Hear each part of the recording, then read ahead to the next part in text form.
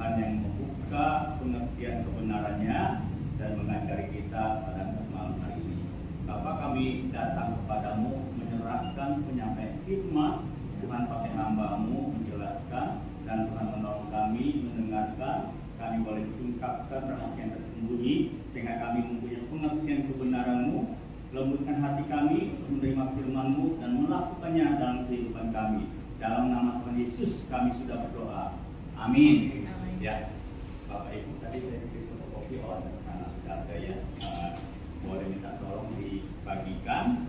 Ya, Bapak Ibu, kita masih dalam suasana hari Valentine. Bulan Februari itu, ya kan, di pertengahan bulan kita merayakan Valentine.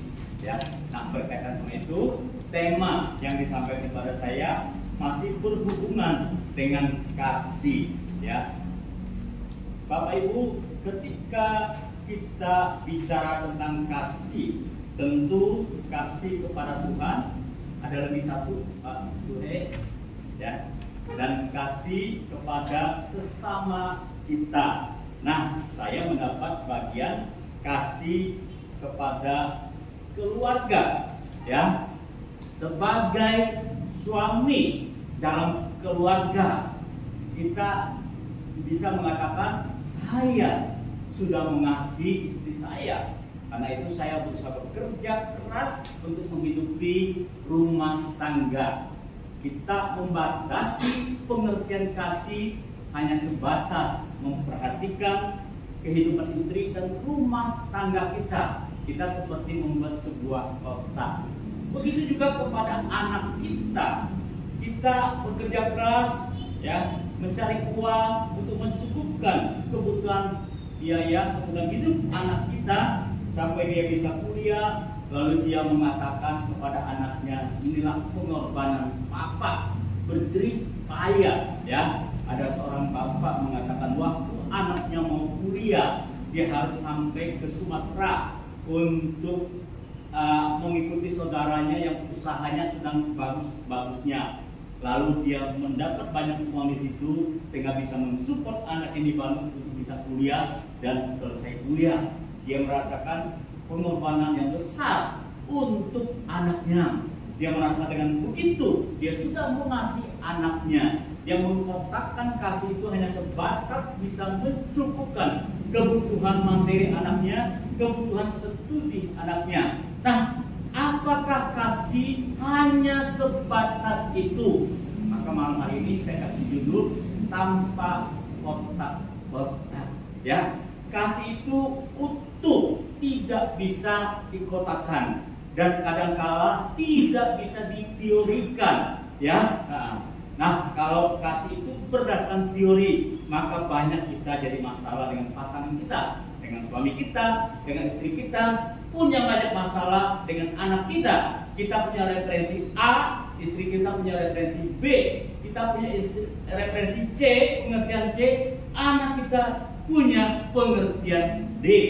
Ya, jadi kasih nggak bisa dikotak-kotaki. Ya, kasih harus secara utuh dalam kehidupan kita. Ya, kita lihat Tuhan menciptakan kita. Ya, bagaimana Tuhan menciptakan kita? Bukankah Tuhan menciptakan kita itu segambar dan serupa dengan Dia? Apa artinya segambar dan serupa dengan Dia? Teman-teman yang ikut kami berakar sudah mendapat penjelasan ketika kita belajar tentang jalan keselamatan. Segambar dan serupa dengan Dia, ada dua hal artinya. Yang pertama, kita mewarisi sifat-sifat Allah. Yang kedua, ada roh yang Tuhan taruh dalam diri kita yang ingin terhubung dengan Tuhan. Nah, kita lihat yang pertama, mewarisi sifat-sifat Allah. Apa saja sifat-sifat Allah? Ya, di antaranya sifat maha kasih. Kasih itu ada dalam diri manusia, ya. Tapi begitu manusia jatuh ke dalam dosa, kasih itu tertutup, ya. Dia ingin mengasihi, tapi dia tidak mampu mengasihi, ya. Nah, hanya manusia yang percaya kepada Tuhan Yesus, kasih itu kembali menguasai hatinya, kembali menguasai dirinya, ya. Maka kasihnya semakin dibukakan, ya, semakin lebar, semakin luas, semakin mengarah kepada kesempurnaan. Ya, setiap orang sudah percaya Yesus, kasih itu semakin terbuka, ya, menuju kesempurnaan. Nah, itulah Allah dari semula ingin kita tuh tampak sifat kasih. Jadi kalau bicara tentang kasih keluarga, kita ingat bahwa dari semula Allah ingin kita menampakkan kasih itu dalam kehidupan kita, termasuk dalam kehidupan keluarga. Kita buka Alkitab kita, apa yang dikatakan Alkitab tentang hal ini? Kita buka Kolose 3 ayat 18 sampai 21. Kolose 3 ayat 18 sampai 21. Kalau teman-teman kesulitan mencarinya, ada di kertas ini. Kalau teman-teman bisa lihat ke depan, bisa lihat ke depan. Kalau kesulitan lihat ke depan, bisa lihat di kertas ini. Mari kita baca bersama cuma 4 ayat, 18 sampai 21. Ayat genap bapak-bapak, ayat ganjil ibu-ibu. Kita baca bersama. 18 bapak-bapak. Hai istri-istri, tunduklah kepada suamimu sebagaimana seharusnya di dalam Tuhan. Hai suami-suami, kasihlah istrimu dan janganlah berlaku kasar terhadap dia. Hai anak-anak, taatilah orang tuamu dalam segala hal, karena itulah yang indah di dalam Tuhan. Hai bapak-bapak, janganlah sakiti hati anakmu supaya jangan tawar hatinya. Ya, ada dua hamba Tuhan. Ini menyatakan kasih kepada istri, kasih kepada suami, ya. Nah, yang pertama namanya W. Gruden, seorang hamba Tuhan, seorang penulis buku rohani juga. Di dalam bukunya Evangelical Feminism and Biblical Truth, dia mengatakan, ya, di dalam Alkitab tentang kasih, terutama di dalam Kolose yang tadi kita sudah baca, Paulus mengajarkan kepemimpinan suami yang penuh kasih dan bukan otoriter. Ya, kalau dikatakan suami mengasihi istri dan istri taat kepada suami, bukan istrinya ya posisinya lebih rendah, ya. Suami dan istri sederajat, ya, tapi beda dalam menjalankan tugas dan kewajiban. Suami mengasihi istri, ya. Istri taat kepada suami. Satu lagi John Stott namanya, ya, seorang hamba Tuhan, seorang yang menulis buku rohani. Dia menulis bukunya di dalam The Message of Ephesians, dia berkaitan dengan Efesus 5 juga ayat 22 sampai pasal 6 ayat 4. Ya, ada kesamaan di situ. Dia mengatakan tunduknya istri bukan tanda inferioritas, tapi wujud dari kasih dan penghormatan dalam hubungan sebagai suami istri. Ya, jadi suami mengasihi istri, istri menghormati suami. Ya, bentuk kasih suami adalah mengasihi istri. Bentuk kasih istri adalah menghormati suami. Ya. Nah, sekarang pertanyaannya, seperti apa seorang suami mengasihi istri? Ya, di sini saya utarakan ada 4. Yang pertama, berkorban, bukan menuntut. Seorang suami itu berkorban, sebagaimana ditujukan dalam Efesus pasal 5 ayat 25. Ya, Yesus sudah berkorban, ya, untuk keselamatan bagi jemaatnya dan untuk menguruskan jemaatnya. Jadi suami itu akan berjerih payah memperhatikan istri, anak-anaknya, menjaga istri dan anak-anaknya. Maka seringkali suami itu harus bekerja mencukupkan kebutuhan istri, kebutuhan anak-anaknya. Atau kalau istri yang bekerja, maka suami berusaha menjaga istri dan anak-anaknya, ya, dia memperhatikan kehidupan istri dan anak-anaknya, dia berkorban, dia bukan menuntut kepada istrinya. Yang kedua, memelihara dan merawat, seperti dia merawat tubuhnya, seperti dia ingin tubuhnya, ya, dia ingin makan yang enak, tentu dia harus memperhatikan juga istrinya, anaknya makan yang enak. Kalau dia ingin dirinya sehat, dia juga memperhatikan istri dan anaknya sehat, ya.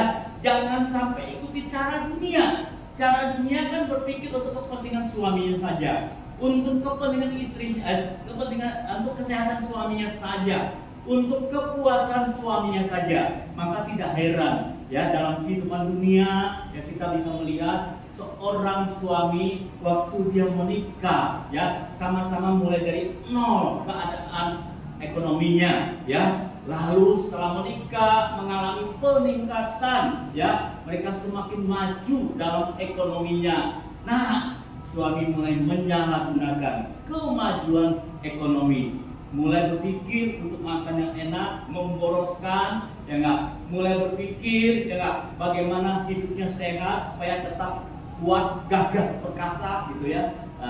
Mulai berpikir, ya, bagaimana menggoda wanita yang lain, gitu. Nah, ternyata ini juga merasuk dalam kehidupan orang-orang Kristen, sehingga kita mendengar ada orang Kristen bisa punya istri simpanan, ya. Beberapa hari lalu saya cerita dengan siapa ya, ada seorang jemaat, gitu, tanpa disangka dia itu seorang majelis juga, ya, seorang yang aktif membantu di gereja, aktif membantu di sekolah, enggak tahu-tahu punya istri simpanan. Gak kira-kira gajinya cuma gak seberapa, ya, tapi punya istri simpanan. Orang Kristen, majelis, ya, bisa seperti begitu.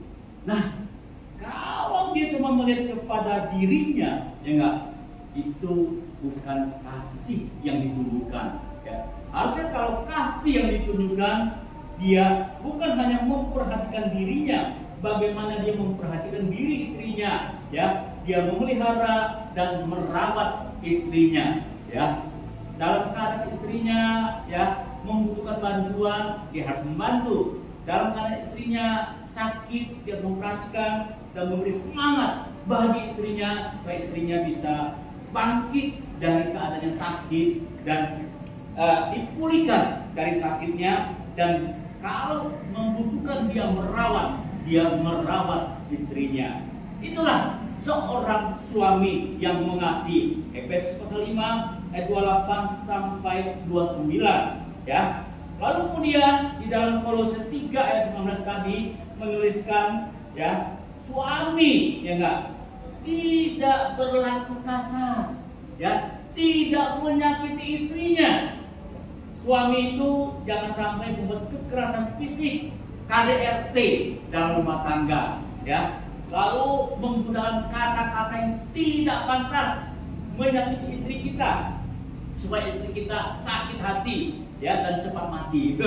Bukan seperti itu, ya.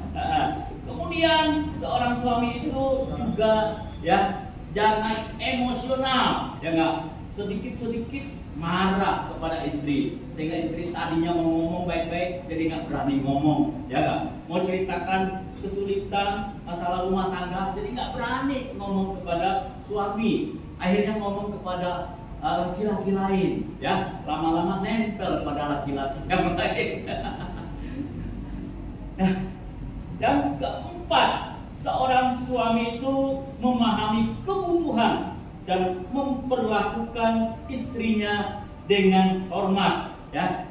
Dia harus memahami kebutuhan istrinya. Apa yang menjadi kebutuhan istrinya, dia belajar memahami, ya. Baik kebutuhan jasmani maupun kebutuhan rohani. Tentu kalau bicara tentang kebutuhan jasmani, tentu kebutuhan ekonomi, ya enggak, kebutuhan seksual, dia memahami kebutuhan istrinya.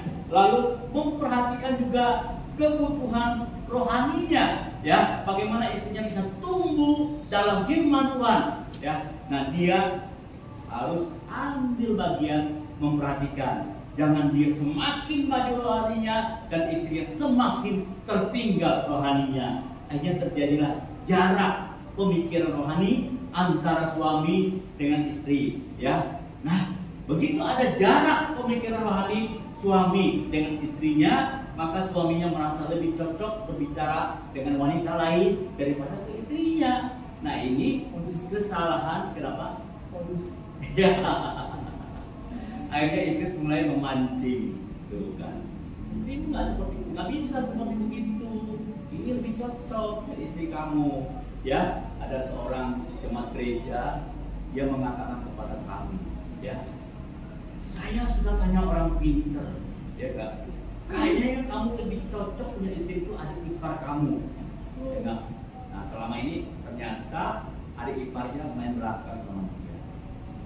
Dia perhatikan adik iparnya menggunakan kesempatan karena suami adik iparnya ini, ya, ternyata ekonominya kurang, ya. Nah, tentu dia ini kakak ipar ini ekonominya bagus, ya enggak? Mau apa-apa dikasih sama dia, mau apa-apa dikasih sama dia, ya. Saya sudah tanya orang pintar, saya itu lebih cocok sama adik ipar saya. Akhirnya dia menikah dengan adik iparnya. Hebohlah satu gereja, ya, satu rumah tangga, dua korban. Siapa korbannya? Istrinya dan adik iparnya. Ya. Saya tanya kepada gereja, apa tindakanmu? Gereja tidak mengambil tindakan karena uang yang mengalir di gereja itu besar dari dia. Bayangkan, gereja bisa dibeli dengan uang. Gereja bisa diam hanya karena uang.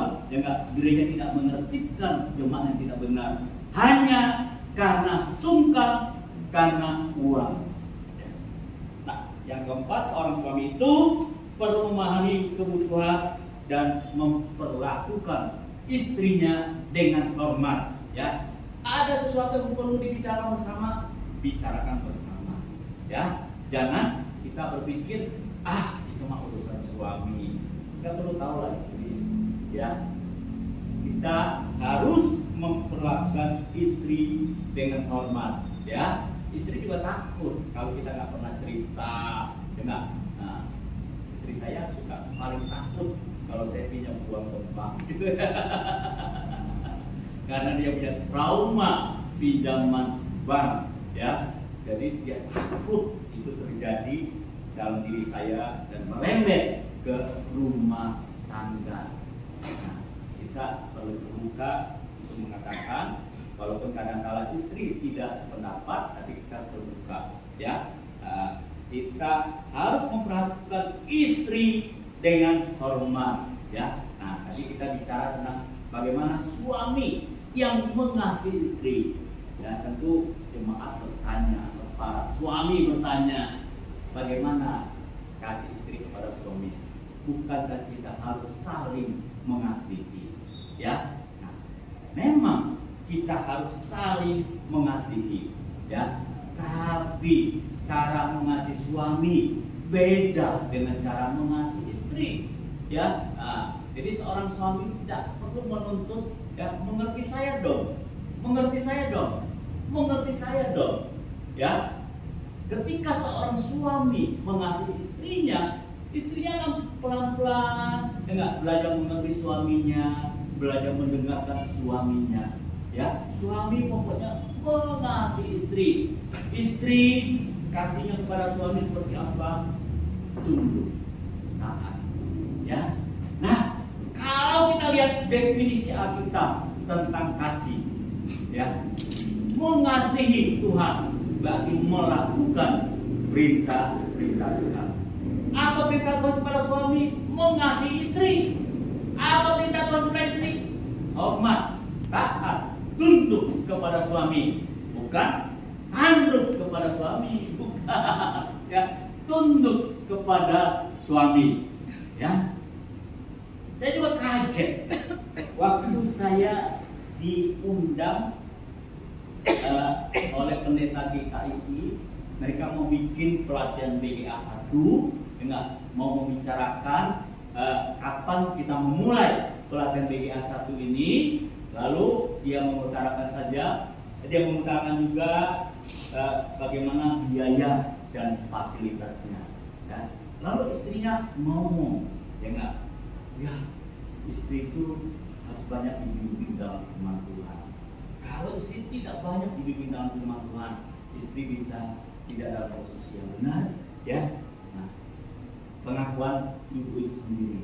Setelahnya saya berpikir, ya enggak, lebih saleh lah istri daripada suami, lebih saleh wanita daripada pria, ya enggak. Kenyataannya, kalau di gereja, ya lebih banyak wanita daripada pria, lebih banyak istri daripada suami. Tapi si ibu gembala ini mengatakan justru yang harus banyak digembalakan itu adalah wanita atau istri. Ya, nah, saya sedang belajar kenapa dia mengatakan seperti begitu. Ya, kalau kita tarik ke atas kita bisa mengatakan, ya yang berdosa itu kan yang dua kan bukan Adam tapi Hawa gitu. Ya, itu berarti kita hanya mencari pembenaran, ya. Oke, saya teruskan. Lalu bagaimana kita mengasihi anak kita, ya? Sebelum kita melihat mengasihi anak kita, seorang hamba Tuhan namanya Wayne Grudem. Dia juga seorang penulis buku rohani. Dalam bukunya Evangelical Feminine dan Biblical Craft, dia mengatakan mengajarkan bahasa kasih suami, ya, mengajarkan bahasa kasih suami harus mencerminkan keseimbangan antara kepemimpinan spiritual dan keintiman emosional dalam rumah tangga, ya. Kita sebagai pemimpin rumah tangga, kepala rumah tangga, tentu kita harus mengajarkan hal-hal rohani kepada istri dan anak-anak kita, ya. Tapi istri dan anak-anak kita tidak begitu mudah menerima hal-hal rohani. Kadang mereka juga memberontak dalam hal-hal rohani, apalagi kalau kita tidak jadi teladan dalam hal-hal rohani, ya. Jadi bagaimana supaya mereka tidak memberontak, ya enggak? Supaya mereka tuh punya keintiman emosional, bisa, ya enggak, menerima kalau kita mengajarkan firman Tuhan, mendorong mereka hidup sesuai firman Tuhan, ya enggak? Nah, kita perlu memperhatikan keintiman emosional. Bagaimana supaya mereka ikut, ya enggak? Mereka dengar. Ya, salah satunya, ya enggak, kita itu hidup sesuai dengan firman Tuhan, ya. Tapi banyak pria, banyak suami tidak hidup sesuai dengan firman Tuhan. Jangan lupa, Bapak Ibu, kita sadarkan pada suami kita, ya, itulah cara iblis menghancurkan rumah tangga. Ketika suami, ketika bapak-bapak yang tidak giat dalam mencari firman Tuhan untuk menjadi seorang pemimpin rohani dalam rumah tangganya. Kebanyakan suami sekarang digelapkan, bapak-bapak digelapkan. Seorang rohani, biarlah istri saya. Istri saya ke gereja, ya enggak, saya biarlah dia ilmu rohaninya, karena nanti dia mengasuh, mengajari anak-anaknya. Nah, itu satu pandangan yang keliru, ya. Seorang suami, seorang bapak, dia harus menjadi kepala rumah tangga. Dia harus mengajarkan yang hal spiritual kepada istri dan anak-anaknya. Maka bapak-bapak berlomba-lomba belajar hal rohani, ya. Nanti kalau kita sudah kembali ke sana, Tuhan tanya, apa yang kamu ajari firman Tuhan kepada istrimu, kepada anak-anakmu, ya. Wah, kita susah menjawab. Tapi, enggak, kalau kita katakan Tuhan, saya sudah mengajari istri, saya sudah mengajari anak-anak, ya. Kebanyakan bapak-bapak, suami pergi duluan daripada istri. Tapi istri kita sudah dapat firman Tuhan. anak-anak kita sudah dapat firman Tuhan, ya, mereka akan meneruskan firman Tuhan yang didapat dari kita dalam rumah tangga, dalam kehidupan anak-anak, dan dalam kehidupan cucu-cucu, ya. Nah, di surga nanti kita akan bisa melihat bagaimana mereka hidup secara rohani. Jangan seperti dalam Lukas, tentang seorang kaya yang ketika dia dipanggil pulang, ditempatkan di perapian karena dia tidak hidup dalam hal rohani, dan dia ingat masih banyak saudara-saudaranya yang tidak hidup dalam rohani. Nanti kalau kita sudah kembali ke surga, jangan sampai kita melihat istri kita, anak-anak kita rohaninya berantakan. Tapi apa yang kita tabur sehari demi sehari, nanti itu akan tumbuh dalam kehidupan istri kita, dalam kehidupan anak-anak kita, dalam kehidupan cucu kita. Sehingga kita di sana nanti tidak lagi meminta Tuhan Yesus tolong datang kepada istri saya, kepada anak saya seperti orang kaya tadi, ya. Enggak, ya. Kita katakan syukur Tuhan Yesus, saya sudah menjalankan bagian saya, mengasihi istri saya, anak-anak saya juga menaburkan benih firman Tuhan kepada dia yang sesuai dengan tanggung jawab saya. Maka Bapak, ingat tanggung jawabmu, jangan lemah imanmu, tumbuh dalam Tuhan. Bagaimana kita mengasihi anak, ya? Yang pertama, mengajarkan firman, ya. Mengasihi anak, ingat, kita lihat pada kondisi sekarang ini, seorang bapak merasa mengasihi anak kalau bisa memenuhi kebutuhan anaknya, ya. Pada sebenarnya kebutuhan anaknya, ya, jangan terlalu banyak merecoki papa, merecoki mama, jangan terlalu memusingkan di rumah, ya enggak, maka dikasih uang yang besar, maka dikasih fasilitas yang bagus, ada HP, ya, ada berbagai game, ya enggak. Bukan itu. Kalau kita mengasihi anak kita, maka seharusnya kita mengajarkan firman. Amsal 22 ayat 6 dan Ulangan 6 ayat 6 sampai 7 menuliskan hal itu, ya. Bapak Ibu nanti bisa baca. Mengajarkan firman itu adalah hal yang utama dalam kehidupan kita. Saya, enggak, kalau Tuhan bisa pakai saya untuk mengajar orang, saya juga ingat anak-anak saya. Jangan sampai saya tidak mengajar anak-anak saya, ya. Jangan sampai orang lain bertumbuh dalam firman, tapi anak-anak saya tidak bertumbuh dalam firman. Kalau kita mengasihi anak kita, maka yang pertama kita mengajarkan firman kepada anak kita, ya. Kalau kita mengajar firman kepada anak kita, itu warisan yang berharga, ya. Itu masa depan mereka. Dengan firman hidup dalam diri mereka, mereka mengalami tuntunan penyertaan Tuhan, ya, sehingga mereka ada jalan terbuka untuk bekerja, jalan terbuka untuk berusaha. Tuhan memberkati kehidupan mereka, memberkati rumah tangga mereka.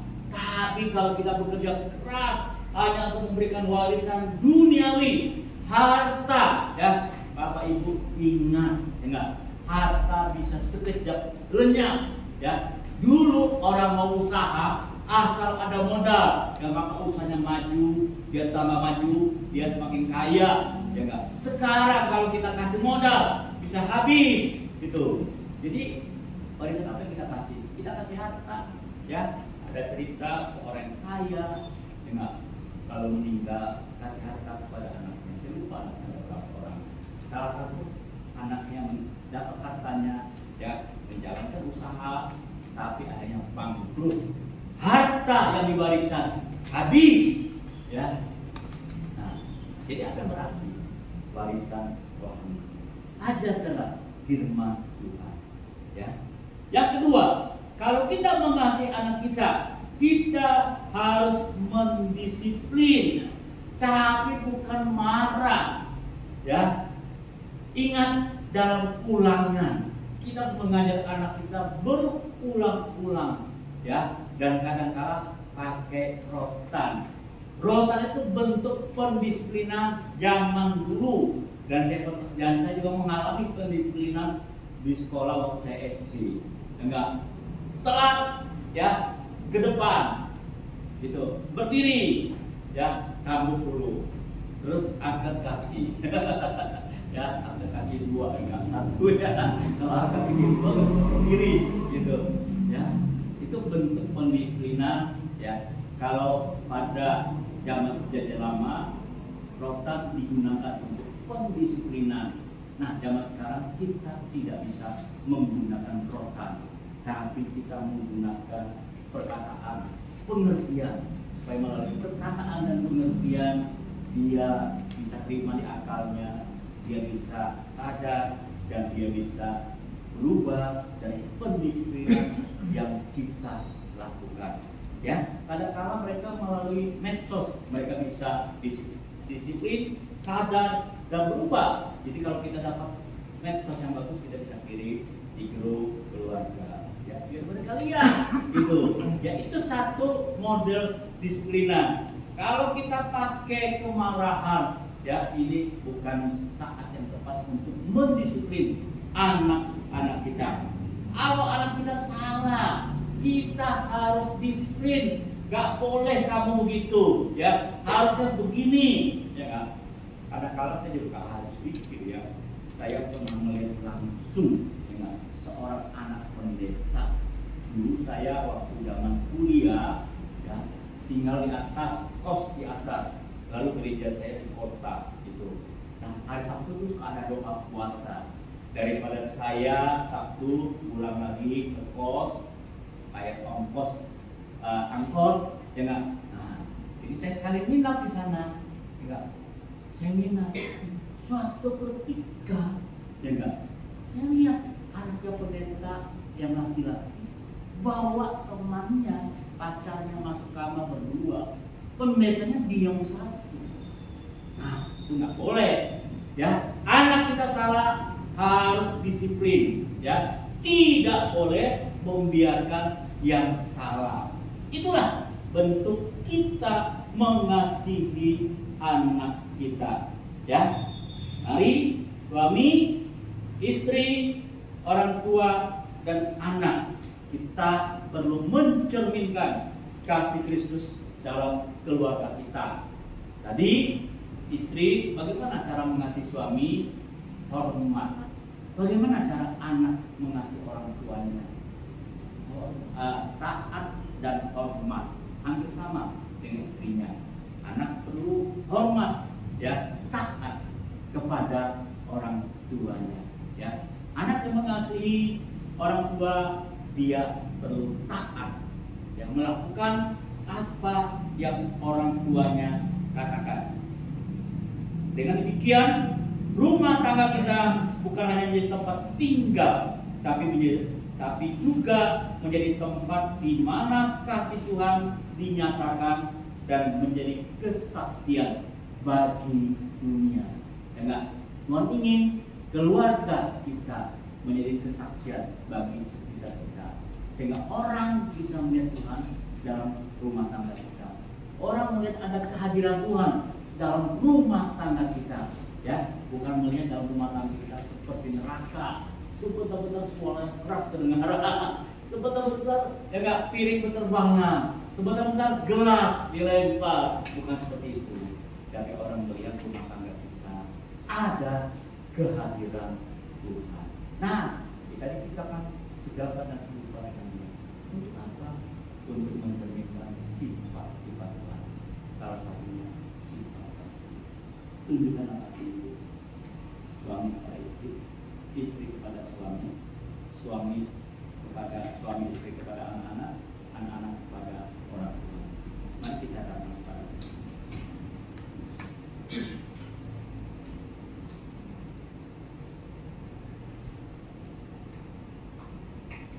Bapa kami,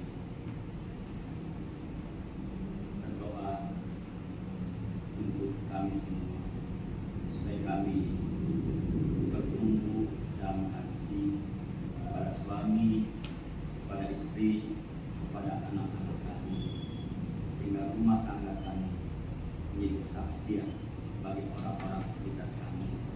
Orang boleh melihat kehadiran Tuhan dalam rumah tangga kami. Tuhan, mampukanlah kami menampakkan kasih yang dari semula Engkau sudah ciptakan kami. Ada kasih itu dalam diri kami, sehingga kami yang sudah percaya kepada Tuhan Yesus mampu kembali menampakkan kasih. Dalam nama Tuhan Yesus kami sudah berdoa. Amin.